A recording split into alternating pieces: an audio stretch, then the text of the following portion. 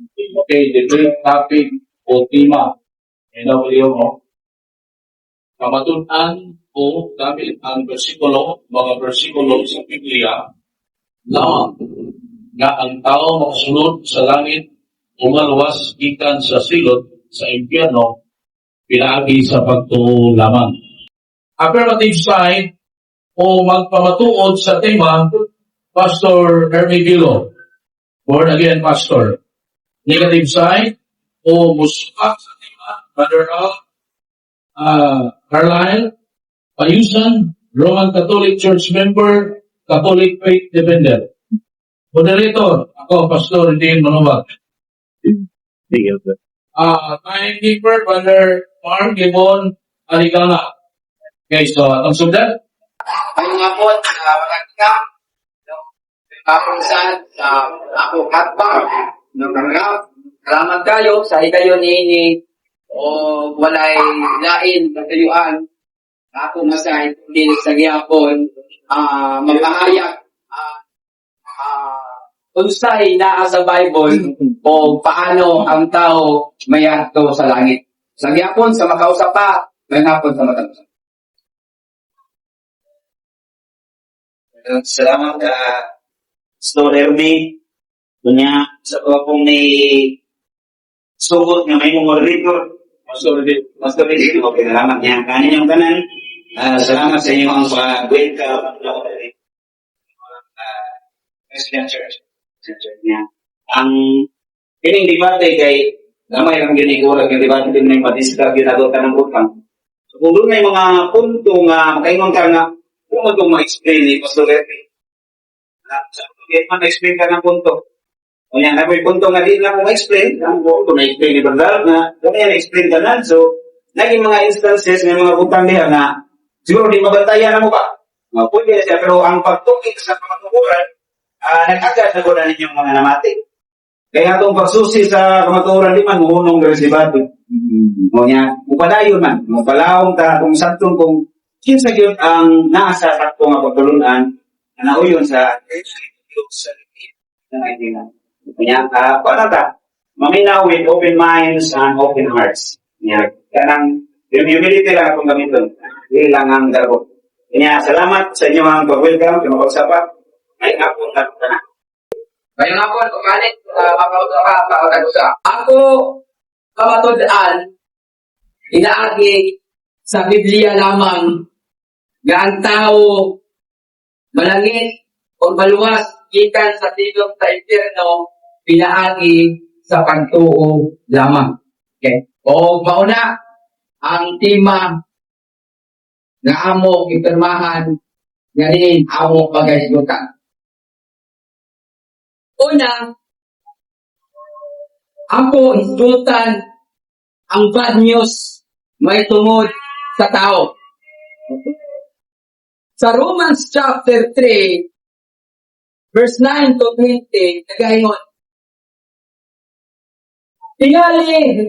Verse 9, tingali naguna-una kamo nga mas maayo kita kaysa mga dili Hudyo. Dili ka na tinuod. Ipalayag mo na nga ang tanang Hudyo man o dili makasasala. Kay mao gayud kini ang giingon sa kasulatan. Wala gayon bisan usa nga matarong, wala gayon bisan usa nga nakasabot may tungod sa Dios. O wala gayon nagtinguha sa pag-ila kaniya. Ang tanan ni simang sa tinuod nga dalan o nahimong walay kapuslanan sa Dios. Wala gayon bisan usa nga nagkuha og maayo. Ang ilang tutunlan sama sa amli nga lubnganan nga baho kay pulos pagpanglimbong ang nagagawas sa ilang baba. Kung musulti sila, ang ilang dilak sama sa kalala sa bitin, ang nagagawas sa ilang mga baba, pulos masakit na mga pagtunglo, sa gamay lang na hinungdan mo patay dayon sila. Bisan asa sila moadto, nagabilin sila kadaot o kanisod. Wala sila'y nasayran, may tungod sa maayo, nga panag-uban, o wala gayon sila'y kahadlok sa Diyos. 19. Karon nasairan nato nga ang tanan giingon sa kasubuan alang kanato nga mga Hudyo ganag kinabuhi ilalom sa kasubuan. Busa dili kita makaingon nga dili kita silutan ang tanan manubag sa Dios tungod sa ilang mga sala. 20.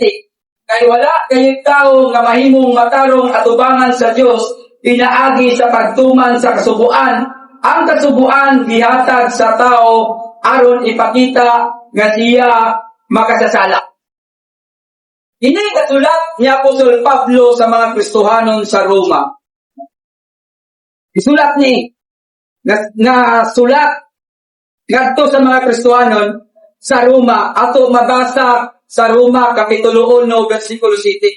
Ingon diha, to all in Rome who are loved by God and called to be His holy people. Kaya klaro kayo nga ang gisulatan niini mga Kristohanon sa Roma.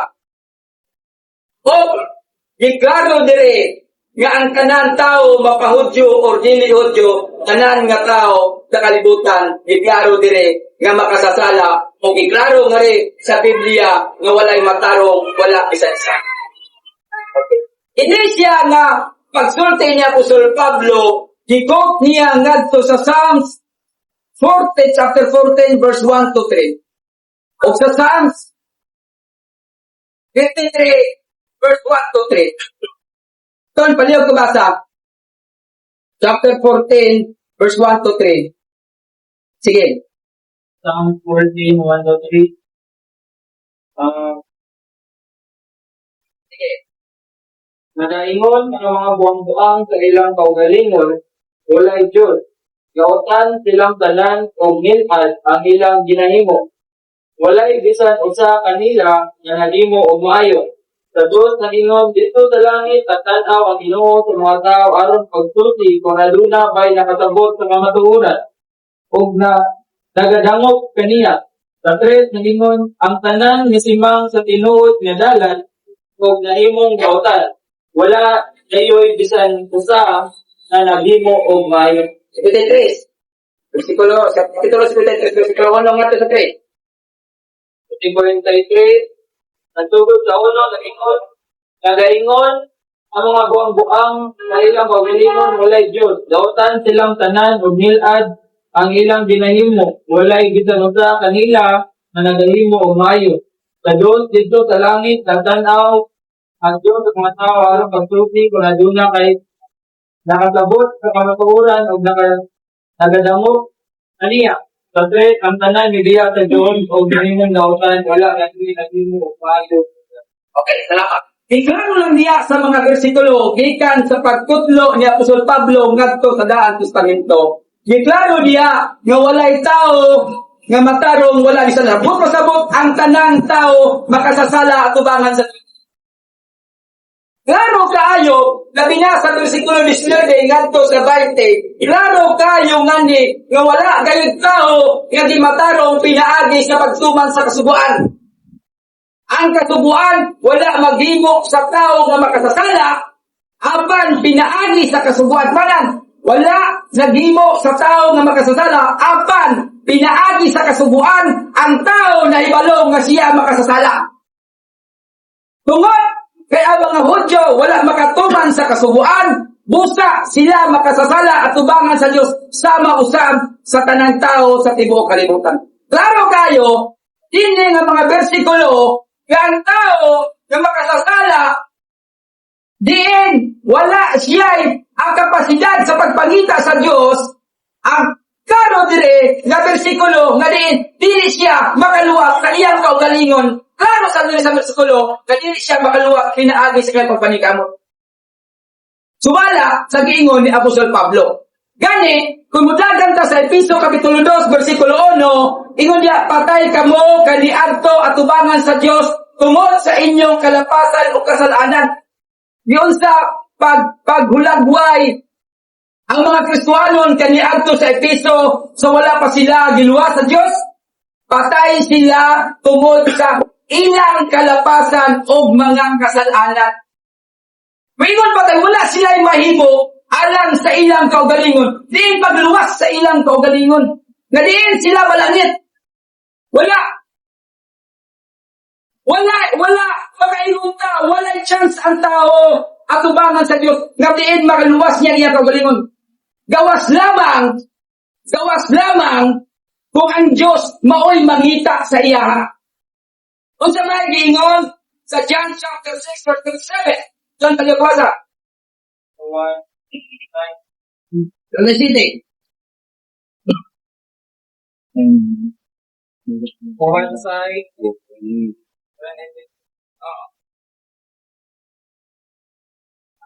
One side sa City, nagaingon, ang tanang mga tao ang ginakatag sa amahan. At ang tao nga ginatag sa amahan kanako, Muduol ka na ko. Kung ang muduol ka na ko, dili ko kayo talikwan. ang sa 44. Sa 44, nagingon, walay makadool ka na ko, kung dili ang dugol sa amahan, nadala ka na ko, ng iya adinkatik. Kung sila nga muduol ka na ko, panahon ko sa katapusan na adlaw. Klaro sa duwa ka bersikulo, nga ang tao makaduol lang kag Ginoong Hesus. Gawas kung dalingon siya pagkanipanan sama. Sumala sa duwa ka bersikulo. Ilan ay oras nako? 8 minutes 36. Gawas! Ako balikon. Makaduol lang ang tao, makapangita sa Diyos. Gawas! Kung ang Diyos mo ay magdanit kaniya. Okay? Karon, ako man iklaro dito sa una nako nga mga bersikulo nga gibasa nga ang tao walay matarong, wala bisan usa. Ang tanang tao makasasala at tubangan sa Diyos. O dili siya klaro dito, dili siya makaluwas sa iyang kaugalingon tungod kay siya makasasala. O wala gani nangita sa Diyos. Karon, ang good news ato istoryahan, kung giunsa sa Diyos pagpamaagi, kung giunsa sa Diyos pagmatarong ang tao. Kapitulo 3 yapon, versikulo 21 ngadto sa 31. Ingon dire, apan karon gipadayag na kung unsaon sa Diyos pagmatarong ang tao. Ini dili pinaagi sa pagtuman sa kasubuan. Ingon dire, apan karon gipadayag na kung unsaon sa Dios pagmatarong ang tao, inidili pinaagi sa pagtuman sa kasubuan. Ang word dira nga matarong or justified or justification nga word, bot pasabot justification, it is being accounted righteous before God, declared not guilty, acquitted. Iisip siyang matarong sa Dios. Justification nga word is a legal term which refers to the acquittal of the accused.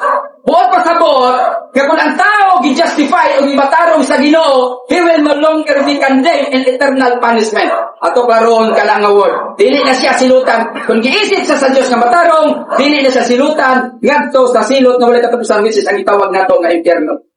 Human siya gi-declare righteous sa Ginoo. Alita sa versikulo 22. Di pa kamatarong sa Diyos ang tao, inaagi sa pagtuo kang Jesucristo. Kay ang Diyos walay pinalabi. Usa, isang kinsa nga mutuo kang Jesucristo pagamatarong mo niya. Klaro, sa pipila pa lang ang versikulo, nagimatarong sa Diyos ang tao, o pagamatarungon sa Diyos ang tao, inaagi sa pagtuo o dili, inaagi sa pagbuhat sa Verse 23. Kaya ang tanan mga tao nagpakasala o dili takot at tubangan sa Dios. Apan tungod sa grasya sa Dios, gipakamatarong kita niya, gipakamatarong kita pinaagi kang Kristo Jesus, nga nagtubos kanato o kini gasa sa Dios kanato. Gipadala siya sa Dios dinhi sa kalibutan aron ihalad ang iyang kinabuhi, aron mawala ang kasupo sa Dios kanato o pinaagi sa iyang dugo, mapasaylo kita sa atong mga sala kun mutuo kita kaniya. Gibuhat kini sa Dios sa pagpakita nga siya matarong kay kaniadto gipalabay lang niya ang atong mga sala tungod kay mainantuson siya. Angay naunta kita nga silutan apan karon gihalad na niya ang kinabuhi ni Kristo aron ipakita nga siya matarong. Tungod niini, gibuhat sa Dios, madayag nga matarong siya bisan sa pagkamatarong niya kang bisan kinsa nga nagatuo kang Hesus. Busa. Verse 27. Wala gayon bisan kinsa nga makapasigagbo kon ipakamatarong kita sa Dios tungod sa pagtuman nato sa kasuguan. Timan usa wala gayon bisan kinsa nga makapasigarbo kung gipakamatarong kita sa Dios. Tungod sa atong pagtuman sa kasuguan, makapasigarbo kita apan ang tinuod dili kita makapasigarbo tungod kay gipakamatarong kita sa Dios pinaagi sa atong pagtuo.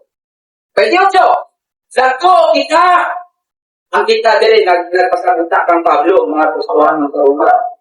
Dako kita nagpakamatarong kay nagtuo kita nga gipakamatarong sa Dios ang tao pinaagi sa pagtuo o dili pinaagi sa iyang pagtuman sa kasuguan. Kay tinuod kung dili tinuod Dios lang siya sa mga Hudyo o dili Dios sa mga Hudyo. Apan Dios usab siya sa mga dili Hudyo. Kay adunay usa lamang ka Dios o pakamatarungon niya ang Hudyo kung sila mutuo kang Hesus o ingon man ang mga dili Hudyo kung mutuo usab sila kang Hesus. Kini wala nagkahulugan nga gisalikway nato ang kasuguan, ito man hinuon nato ang iyang katuyan. Klaro, gikan sa pagtuo tungod kay nito, klaro din sa bersikulo, ingon si Pablo sa mga susunod, wala nato gisalikway ang kasuguan. Tungod ni anak ning matarong sa pagtuo, wala nato gisalikway ang kasuguan. Hinuon dito man hinuon nato ang iyang katuyuan. Okay? Klaro diha sa mga bersikulo nga ako gibasa nga ang tao pagamatarungon pinaagi sa pagtuo lamang. Last 1 minute. Iklaro nga rin, kadili mabatunan sa tao dahil mga bersikulo pa dugang. Klaro, kadili mabatunan sa tao ang pagkamatarong pinaagi sa iyang kaugalingong panikamot. Iklaro sa nga rin nga mabatunan ang pagkamatarong pinaagi sa pagtuo lamang. Ang Diyos diin, ang Diyos maoy nag-provide ni Ana. Sa Galatia, chapter 2, verse 16, Galatian, balik, madali, 1 minute. Wait, balik ko, ablay mo Galatians 2:16, Galatians 3:11, then Bible, 2 Timothy chapter 1, verse 9, Titus chapter 3, verse 5, and Ephesians chapter 2, verse 9. Balik basa, kita na ko na. Apal karon nasayra na namo na di pakamatarong sa Dios ang tao pinaagi sa iyang pagtuo kang Kristo Jesus o dili sa pagtuman sa kasuguan. Klaro, ingon si Apostol Pablo sa mga taga-Galacia, mga gustuhan sa Galacia, nasayra na mo. Salamat kayo.